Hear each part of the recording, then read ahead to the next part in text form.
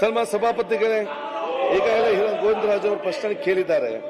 ನಮ್ಮಲ್ಲಿ ಇವತ್ತು ವೈದ್ಯ ಮತ್ತು ಸಿಬ್ಬಂದಿ ವರ್ಗಗಳ ಕೊರತೆ ಅದು ಹೌದು. ಅದು ಒಂದು ಮಾತ್ರ ಹೇಳ್ತೀನಿ, ಖಾಸಗಿ ಆಸ್ಪತ್ರೆ ಬರೀ ನಗರದಲ್ಲಿ ಮಾತ್ರ ಇದೆ.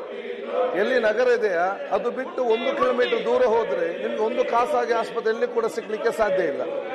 ಇವತ್ತು ಕರ್ನಾಟಕ ರಾಜ್ಯದ ಗ್ರಾಮೀಣ ಮತ್ತು ನಗರ ಮಟ್ಟ ಪ್ರದೇಶದ ಜನಸಾಮಾನ್ಯ ಸುಮಾರು 85% ಜನಸಂಖ್ಯೆಯ ಜನರ ಆರೋಗ್ಯ ಇವತ್ತು ಏನಾದರೂ ಸರಿಯಾಗಿದ್ರೆ ಅದು ಸರ್ಕಾರಿ ಆಸ್ಪತ್ರೆ ಮತ್ತು ಸರ್ಕಾರಿ ವೈದ್ಯರು ಸಿಬ್ಬಂದಿ ವರ್ಗ ಅಂತ ಬಹಳ ಹೆಮ್ಮೆಯಿಂದ ಹೇಳಲಿಕ್ಕೆ ನಾನು ಇವತ್ತು ಬಯಸ್ತೇನೆ.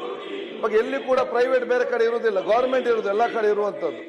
ಆದ್ರೂ ಕೂಡ ಇನ್ನಷ್ಟು ಉತ್ತಮ ಮಾಡಬೇಕಂದ್ರೆ ಬೇಡಿಕೆ ಇವತ್ತು ಬಂದಿದೆ. 35,000 ಕಡಿಮೆ ಅಂತ ಹೇಳಿದ್ರೆ ಅದು ಎಲ್ಲ ಡ್ರೈವರ್ ಅಟೆಂಡರ್ ಸೇರಿಸಿಕೊಂಡು ನಮಗೆ ವೈದ್ಯರ ಕೊರತೆ ಬರೀ ಸುಮಾರು 2,000 ಮಾತಾಡೋದು ಕಡಿಮೆ ಇದೆ. ನೇಮಕಾತಿ ಮಾಡಲಿಕ್ಕೆ ಈಗ ಆದೇಶ ಕೊಟ್ಟಿದ್ದಾರೆ. ನಮ್ಮ ನರ್ಸ್ಗಳ ಮತ್ತು ಎಎನ್ಎಂಗಳ ನೇಮಕಾತಿಗಳು ಮಾಡಲು ಆದೇಶ ಕೊಟ್ಟಿದ್ದಾರೆ. ಕೆಎ ಮುಖಾಂತರ ಮುಂದಿನ ಆದಷ್ಟು ಶೀಘ್ರದಲ್ಲೇ ಆ ನೇಮಕಾತಿ ನಾವು ಮಾಡ್ತೇವೆ. ಹಾಗೂ ಬಹುಶಃ ಇವತ್ತು ನಮ್ಮ ಕಾಂಟ್ರಾಕ್ಟ್ ಬೇಸ್ ನಲ್ಲಿ ಕೂಡ ಸುಮಾರು 200 ಡಾಕ್ಟರ್ಗಳಿಗೆ ಬಂದಿದ್ದಾರೆ. ಅವುಗಳ ಹಂತ ಹಂತವಾಗಿ ಜಿಲ್ಲಾಧಿಕಾರಿ ಮತ್ತು DHO ನೇತೃತ್ವದಲ್ಲಿ ಇವತ್ತು ನೇಮಕಾತಿ ನಡೀತಾ ಇವತ್ತಿದೆ. ಅದಕ್ಕಾಗಿ ಕಾಂಟ್ರಾಕ್ಟ್ ನಲ್ಲಿ ಯಾರು ಬರ್ತಾರೆ ಅವರಿಗೆ ಕೂಡ ಅವಕಾಶ ಕೊಡ್ತೇವೆ. ಪರ್ಮನೆಂಟ್ ನೇಮಕಾತಿ ಮಾಡಲಿಕ್ಕೆ ನಮ್ಮ ಸರ್ಕಾರಕ್ಕೆ ಇವತ್ತು ಸರ್ಕಾರ ಇವತ್ತು ಸ್ಯಾಂಕ್ಷನ್ ಮಾಡಿದೆ. ಅದು ತಕ್ಷಣ ಕೆಎ ಮುಖ ನೇಮಕಾತಿ ಮಾಡ್ತೇವೆ. ಹೆಚ್ಚುವರಿಗೆ ನಾವು ಇವತ್ತು ಸರ್ಕಾರಕ್ಕೆ ಬರೆದಿದ್ದಾರೆ. ಸರ್ಕಾರ ಕೂಡ ಮೌಖಿಕ ಒಪ್ಪಿಗೆ ಕೊಟ್ಟಿದೆ. ಇನ್ನು ನಮ್ಮ ಔಷಧಗಳ ಇವತ್ತು ಸಂಬಂಧಪಟ್ಟಾಗೆ ಬಹಳ ಗಂಭೀರವಾದ ವಿಚಾರ. ಯಾಕಂತ ಹೇಳಿದ್ರೆ ಇವತ್ತು ಉತ್ತರ ಭಾರತದ ಬೇರೆ ಬೇರೆ ರಾಜ್ಯಗಳಲ್ಲಿ ಇವತ್ತು ಅಲ್ಲಿ ಒಂದು ನಕಲಿ ಫ್ಯಾಕ್ಟರಿಯನ್ನು ಪ್ರಾರಂಭ ಮಾಡಿ ಅಲ್ಲಿಂದ ಬೇರೆ ಈ ಕಡೆಗೆ ತಂದು ಮೊನ್ನೆ ತಾನೇ ನಾವು ನಮ್ಮ ಫುಡ್ ಸೇಫ್ಟಿ ಡಿಪಾರ್ಟ್ಮೆಂಟ್ ಮತ್ತು ಇವತ್ತು ಪೊಲೀಸ್ ಇಲಾಖೆ ಪತ್ತೆ ಹಚ್ಚಿದೆ.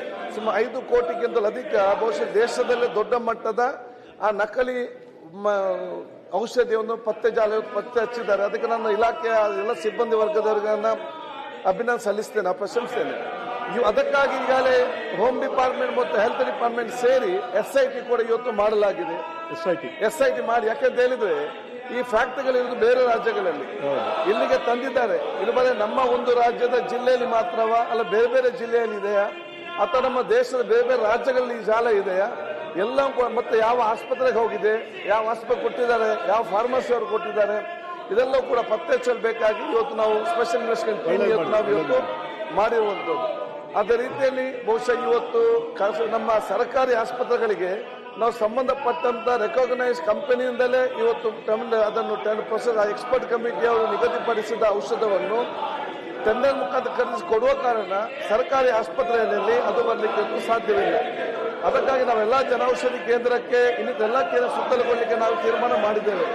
2 ಸಲ ಅಲ್ಲಿರುವಂತಹ ಔಷಧಗಳನ್ನು ಮರುಚೆಕ್ ಮಾಡಬೇಕಂತ ಕೂಡ ನಾವು ಇವತ್ತು ತೀರ್ಮಾನ ಮಾಡಿ ಬಹುಶಃ ಯಾವ ಆತಂಕವನ್ನು ಇವತ್ತು ಬಹುಶಃ ಸದಸ್ಯರು ವ್ಯಕ್ತಪಡಿಸಿದ್ದಾರೆ.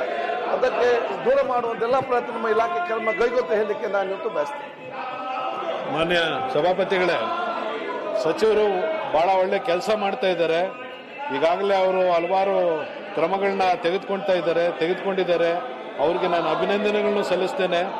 ಜೊತೆಗೆ ಎಷ್ಟೋ ಆಸ್ಪತ್ರೆಗಳಲ್ಲಿ ಮಿಷಿನ್ಸ್ ತರಿಸಿದ್ದಾರೆ. ಆ ಮಿಷಿನ್ಸ್ಗೆ ಟೆಕ್ನಿಷಿಯನ್ಸ್ ಇಲ್ಲ. ಎಷ್ಟೋ ವರ್ಷಗಳಿಂದ ಆ ಮಿಷಿನ್ಸ್ 6 ಕೋಟಿ 5 ಕೋಟಿ ಕೊಂಡ್ಕೊಂಡಿದ್ದಾರೆ. ಅವನ್ನ ಉಪಯೋಗ ಮಾಡಕ್ಕಾಗದ್ರೆ ಟೆಕ್ನಿಷಿಯನ್ಸ್ ಇಲ್ಲ ಅಂತೇಳಿ ನೆಪ ಹೇಳಿ ಅದೇ ರೀತಿ ಆಸ್ಪತ್ರೆಗಳಲ್ಲಿ ಹಾಗೆ ಇದೆ. ಎಕ್ಸಾಂಪಲ್ ಬೋರಿಂಗ್ ಹಾಸ್ಪಿಟಲಲ್ಲಿ ಸ್ಕ್ಯಾನಿಂಗ್ ಮಿಷಿನ್ಸ್ ಎಲ್ಲ 1 ದಿವಸ ಯೂಸ್ ಮಾಡಿಲ್ಲ, 5 ವರ್ಷ ಆಗಿದೆಯಂತೆ. ಇದು ನಾನು ಸಚಿವರ ಗಮನಕ್ಕೆ ತರ್ತೀನಿ. ಮತ್ತೆ ಅವಧಿ ಮೀರಿದ ಔಷಧಿಗಳನ್ನ ಕೊಡ್ತಾ ಇದ್ದಾರೆ, ಅದ್ರ ಬಗ್ಗೆ ಗಮನ ಹರಿಸಬೇಕು ಅಂತೇಳಿ ನಾನು ಸಚಿವರಲ್ಲಿ ಮನವಿ. ಸಭಾಪತಿಗಳೇ, ಈಗ ಯಾರಾದ್ರೂ ನಮ್ಮ ಸರ್ಕಾರಿ ಆಸ್ಪತ್ರೆಯಲ್ಲಿ ಅಥವಾ ಖಾಸಗಿ ಆಸ್ಪತ್ರೆಯಲ್ಲಿ ಕೂಡ ಅವಧಿ ಮೀರಿದ ಏನಾದರೂ ಔಷಧ ಏನಾದ್ರು ಕೊಟ್ಟರೆ ಅವ್ರದ್ದು ಕಠಿಣವಾದ ಕ್ರಮವನ್ನು ನಾವು ನಿರ್ದಿಷ್ಟವಾಗಿ ನಾವು ತಗೊಳ್ತೇವೆ. ಅದಕ್ಕಾಗಿ ಯಾರಿಗಾದ್ರೂ ಇವತ್ತು ಅಲ್ಲಿ ಹೋದವರಿಗೆ ಏನಾದರೂ ಕೊಟ್ಟಾಗ ಅದನ್ನು ಅವ್ರು ನಮ್ಗೆ ಒಂದು ಮಾಹಿತಿ ಕೊಟ್ಟರೆ ಸಾಕು. ಜನಸಾಮಾನ್ಯರ ಸಹಕಾರ ಇಲ್ಲದಿದ್ದರೆ ನಮ್ಗೆ ಏನು ಕೂಡ ಮಾಡ್ಲಿಕ್ಕೆ ಆಗುದಿಲ್ಲ. ಅವ್ರ ಸಹಕಾರ ಬೇಕು. ಯಾರಿಗೆ ಅಸೌ ಸಿಕ್ಕಿದ್ರೆ ಮತ್ತು ನಾವು ಕೂಡ ಸಡನ್ ಇನ್ಸ್ಪೆಕ್ಷನ್ ಕೂಡ ಮಾಡ್ತೇವೆ. ಜನಪ್ರತಿನಿಧಿ ಕೂಡ ಆಗಾಗ ಹೋಗಿ ಇನ್ಸ್ಪೆಕ್ಷನ್ ಕೂಡ ಮಾಡ್ತೀವಿ. 2 ಮಿಷಿನ್ ಸಂಬಂಧಪಟ್ಟಾಗೆ ಬಹುತೇಕ ನಮ್ಮಲ್ಲಿ ಎಲ್ಲೆಲ್ಲ ಇವತ್ತು ಮಿಷಿನ್ ಇದೆ. ಬಹುತೇಕ ನಮ್ಮ ಡಿಪಾರ್ಟ್ಮೆಂಟ್ ನಮ್ಮ ಟೆಕ್ನಿಷಿಯನ್ ಕೂಡ ಇದ್ದಾರೆ. ಇದ್ದ ಕಡೆ ಕೂಡ ಒಬ್ಬರು ಸಾಕಾಗುದು. ಯಾಕೆ ತಾಲೂಕು ಮಟ್ಟದಲ್ಲಿ ಇಬ್ಬರು ಬೇಕಾಗುತ್ತೆ ರಾತ್ರಿ ಹಗಲಂತೇಳಿ, ಅಲ್ಲಿ ಇನ್ನೊಬ್ಬರ ನೇಮಕಾತಿ ಮಾಡಲಿಕ್ಕೆ ನಮ್ಮ ಕ್ರಮ ಕೈಗೊಳ್ತೇವೆ. ಮತ್ತೆ ಸರ್ಕಾರಿ ಆಸ್ಪತ್ರೆಯಲ್ಲಿ ಎಲ್ಲೇ ಆದರೂ ಇಂಥ ಮಿಷಿನಲ್ಲಿ ಕೆಟ್ಟು ಅಲ್ಲಿ ಅಥವಾ ರಿಪೇರ್ ಮಾಡದೆ ಅಥವಾ ಸಿಬ್ಬಂದಿ ವರ್ಗದ ಇಲ್ಲದಂತೆ ಏನಿದ್ರೆ ನಮಗೆ ಮಾಹಿತಿ ಪಡ್ಲಿಕ್ಕೆ ಬೇಕಾಗಿ ನಾವೊಂದು ಟೋಲ್ ಫ್ರೀ ಸಂಸ್ಥೆಯನ್ನು ಕೂಡ ನಮ್ಮ ಡಿಪಾರ್ಟ್ಮೆಂಟ್ ಮುಖಾಂತರ ಮಾಡ್ತೇವೆ. ಯಾರ ಪೇಷಂಟ್ಗೆ ತೊಂದರೆ ಆದ್ರೆ ನೇರವಾಗಿ ನಂಬರ್ಗೆ ಫೋನ್ ಮಾಡಬಹುದು, ನಮ್ಮ ಕಚೇರಿಯಲ್ಲಿ ಇರ್ತದೆ. ಯಾರಾದ್ರೂ ಇವತ್ತು ಎಕ್ಸ್ರೇ ಹೋದಾಗ ಎಕ್ಸ್ರೇ ಇಲ್ಲ, ಸ್ಕ್ಯಾನ್ ಇಲ್ಲ, ಅವಿಲ್ಲ ಅಂತ ಹೇಳಿದ್ರೆ ಆ ಮಾಹಿತಿ ಕೂಡ ನಮಗೆ ತಕ್ಷಣ ಕೊಟ್ಟರೆ ನಾವು ಅಲ್ಲೇ DHO ಮುಖಾಂತರ ಯಾಕೆ ರಿಪೇರ್ ಆಗಲಿಲ್ಲ, ಯಾಕೆ ಹೋಗಲಿಲ್ಲ ಅಂತ ಸರಿಪಡಿಸ್ತೇವೆ. ಏನು ಇವತ್ತು ಬೋರಿಂಗ್ ವಿಚಾರ ಇವತ್ತು ಹೇಳಿದಾರ, ಬೋರಿಂಗ್ ನಮ್ಮ ವ್ಯಾಪ್ತಿಗೆ ಬರುವುದಿಲ್ಲ, ಅದು ಮೆಡಿಕಲ್ ಎಜುಕೇಶನ್ ಮಿನಿಸ್ಟರ್ ವ್ಯಾಪ್ತಿಗೆ ಬರ್ತದೆ, ವೈದ್ಯಕೀಯ ಶಿಕ್ಷಣ ಇಲಾಖೆಗೆ. ಆ ಮಾಹಿತಿಯನ್ನು ಅವರಿಗೆ ಕೊಟ್ಟು ಅದನ್ನು ಸರಿಪಡಿಸುವ ಪ್ರಯತ್ನ ಮಾಡ್ತೇವೆ. ಓಕೆ, ಆಯ್ತು. ಪ್ರದೀಪ್ ಶೆಟ್ಟರ್